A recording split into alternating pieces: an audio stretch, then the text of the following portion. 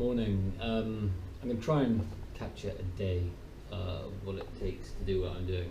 It starts off waking up in my little hotel room. You can see everything's just blown up everywhere. First thing I need to do is breakfast, granola, or a Colombian version of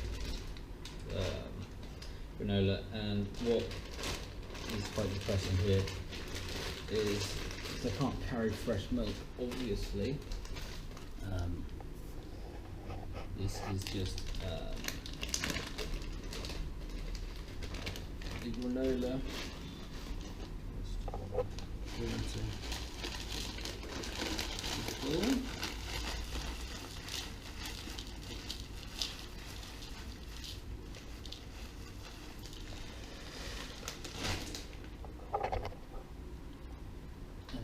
Water. Scrumptious. Real culinary treat here.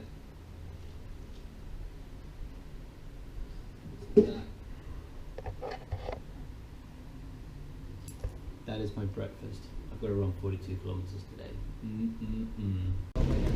So breakfast done, and now on the street. Next stop is the bank machine. In the queue here. Because I'm going to be probably away from a big town for 3 or 4 days. Don't want to run out of money. That would be a little bit of a schoolboy error. So waiting in this queue, and hopefully my bank card will work and I'll get some money out. And then it's 42 kilometers today. I think the terrain goes down, flat, and then up at the end. My knee's a bit sore, my foot's a bit sore, so I've popped an ibuprofen, and hopefully that will get me through today. I must do lots of stretching tonight. I'm not sure there's any hotels, so maybe tonight might be a camping night. Fingers crossed, but we'll see when I get to the end of the day. So that's money acquired, now ready to hit the road. This is the market area, Central Square. We're of the town I'm in, which is called El Bordo. So you can see they sell kites everywhere, but lots of fruits for sale. Nice music pumping. Everyone's out doing their Saturday morning errands, and I am about to get onto this road here, as you can see, which is the Pan American Highway. Very different to what the Pan American Highway looks like in America. Obviously this road is not connected to that road, but this is El Bordo, and I'm running that way for the rest of today. It's going to be hot. I can feel the heat already beating down on my back. It's 9 o'clock in the morning. Had some phone calls this morning, and obviously getting money, so things taking a bit longer than normal. But gonna grab some fruit and maybe a piece of bread, and then get on the road. So today I'm going for mangoes. I've got one of each of the apples, and I got one of these which I don't know what the name is. It looks like that, and it looks like that inside. We'll eat it like that, and it's very, very good. So a nice healthy snacks for the day. Trying to cut out refined sugar, which is hard when you're in an area where they make sugar. Well, that was a fantastic little stop at the fruit stand. I managed to buy 3 apples, a mango, and that orange thing, and it cost $1. And then the lady threw in an orange, then another lady gave me 2,000 pesos, and then the lady at the shop gave me 2 small mangoes. So in terms of fruit, I'm definitely fruited up for the day. Okay, so this is the bakery. I'm just going to quickly grab something from in here while watching my stuff. So this is what a bakery shop looks like in Colombia. The next part of the day is the warm-up. So obviously I'm doing a marathon distance every single day, so the body gets a little bit stiff and tired. So normally I try to walk the first kilometre of the day, which normally works out quite well, because it means I'm walking through the town, where I need to be slightly more vigilant, because as you can see there's no hard shoulders on this road. So and this is the main through road for lorries going south, so you basically need to be looking over your shoulder the whole day.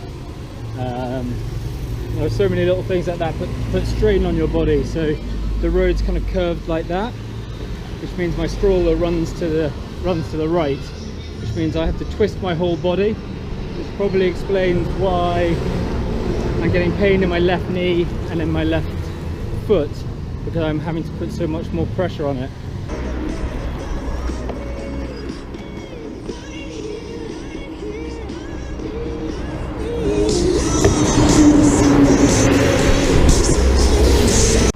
It's not all beautiful scenery you get to see on the road, as you will hopefully see here. I'm just trying to be as real as possible.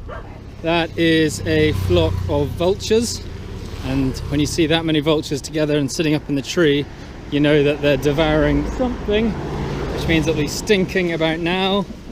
And yeah, that looks like a dead sheep or a goat in a bag, and it absolutely reeks, and these guys are going nuts for it. So I've done the first 10k of the day. It's 11 o'clock in the morning. It is hot today.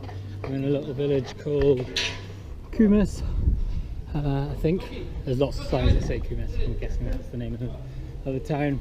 Stopped for a healthy-ish looking ice lolly, mostly for the coldness. I find that if I cool myself down, I run better.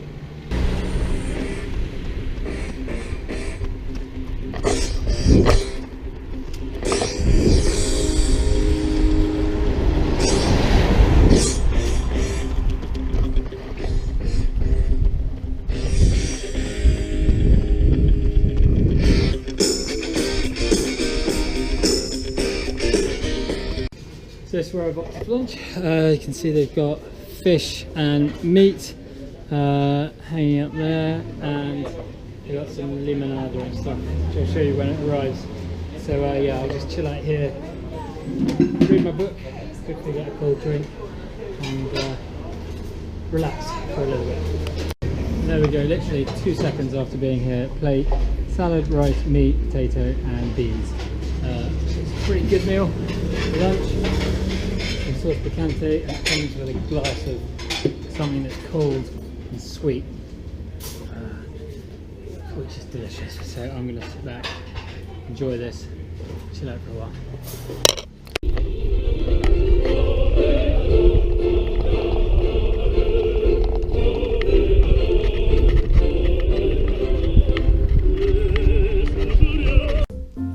So that's 40 kilometers done today, and there are no hostels or hotels or anything like that, so there's nowhere to sleep, so I'm just going to crack on. If I can do another 10k, 15k, that would be excellent. Going to Pasto, which is just up here, about 120 kilometers. So anything I can do to chip off some extra time and make up from the day I hang. So I'm just going to sit here, relax, have a cold iced tea, and then crack on a bit further. If I come across a hostel, I'll stop. If it was 100 meters, I'll stop. I've done my choices for the day, so no problem on that. It's getting really hot, and I'm feeling really big because this is miniature furniture.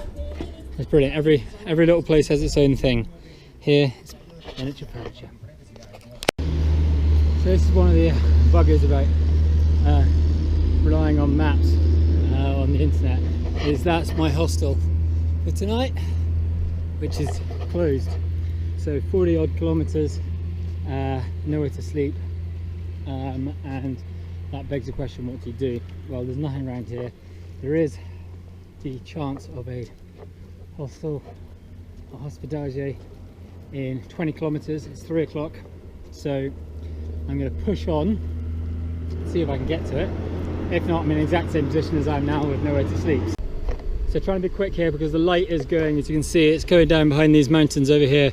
Kind of the mountains are holding back these big clouds. I've still got quite a long way to go. I just came across this cool chap. He's got this wicked car here. It's completely plastered and everything. It's now got my sticker here, and hopefully we're going to meet up when we're in Buenos Aires. So, Okay. adios.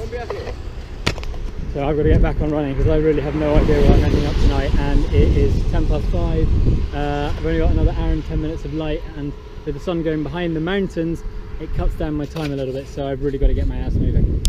So I've made about 51 kilometers today, and I walked to this little place where there's houses and stuff, and the next conceivable place to get to is about 30 kilometers that way, which is not really doable today.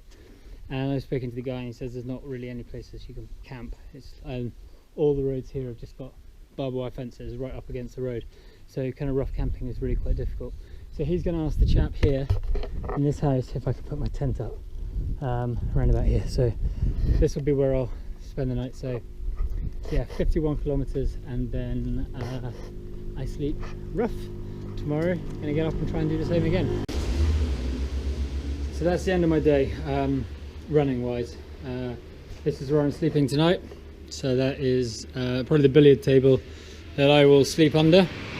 I'm in the land where I have bottles.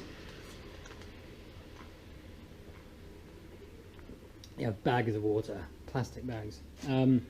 So I'll set up camp in this little hut, make some food, go to sleep. Good thing about roughing it is you tend to have an early night. One of the great things about roughing it is I get to use so much of the equipment that so many great companies have provided me to help make this trip possible. And you know, tonight is just such a great example. I will be using my Vango sleeping mat, which is here, which is insanely comfortable. I'll be sleeping in my Force 10 sleeping bag. Actually, this is the first time I get to sleep in this one. I used my Paragorilla. This will recharge my phone and cameras for tomorrow, so I can keep everything rolling properly. I used to use my Trangia cooker, which is here, to cook my meal on. I'm getting to use my overboard bag, which, why would you use that for sleeping? This has got my waterproof jacket in and will be my pillow. So everything that I've been given by different companies to help make this possible, I'm using tonight, and it's nights like this that you just want to say thank you very much for taking the risk on a little man like me, donating so much amazingly useful kit to make my expedition possible. So thank you very much. Not sure if you can see very much, but here's my little Trangia cooker, is just down here, and here is tonight's delicious meal, which is difficult to see in this light, but it's basically rice and tuna with chili sauce, and I've got a mango for pudding. So this is the end of the day. I hope you've enjoyed seeing what it's like being on the road. The only thing for me to do is go to sleep. So good night.